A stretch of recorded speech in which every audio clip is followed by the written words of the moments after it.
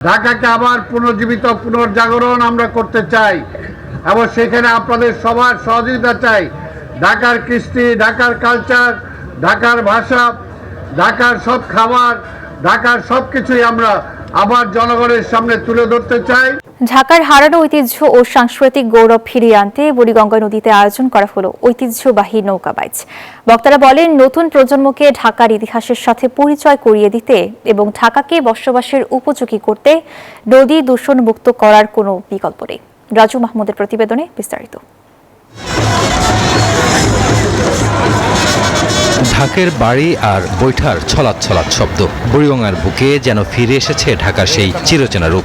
একসময় ঢাকাবাসীর বিনোদনের অন্যতম প্রধান অনুষঙ্গ ছিল এই নৌকাবাইচ।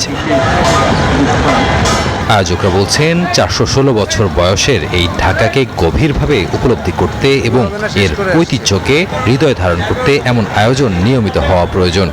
Bashundhara public school and college 2026 শিক্ষাবর্ষে ভর্তি চলছে।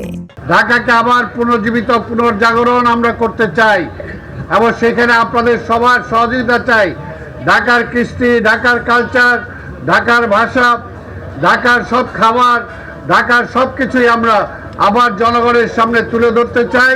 একসময় এই উপমহাদেশের সাংস্কৃতিক বিকাশের মূল কেন্দ্র ছিল তিলোত্তমা ঢাকা। সেই গৌরবোজ্জ্বল ঐতিহ্যের সাথে নতুন প্রজন্মের সেতুবন্ধন তৈরি করতে চান সংশ্লিষ্টরা।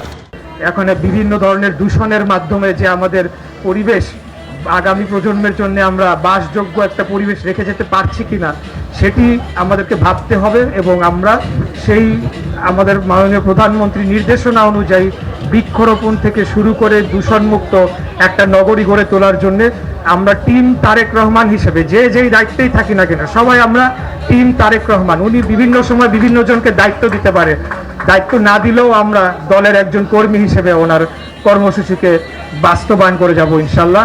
বুড়িগঙ্গাকে দখল ও দূষণমুক্ত করে নৌপথকে অবাধ করার কাজ চলছে। তবে কেবল সরকারি উদ্যোগ নয়, ঢাকার প্রাণ এই নদীকে বাঁচাতে প্রয়োজন সবার সম্মিলিত সচেতনতা।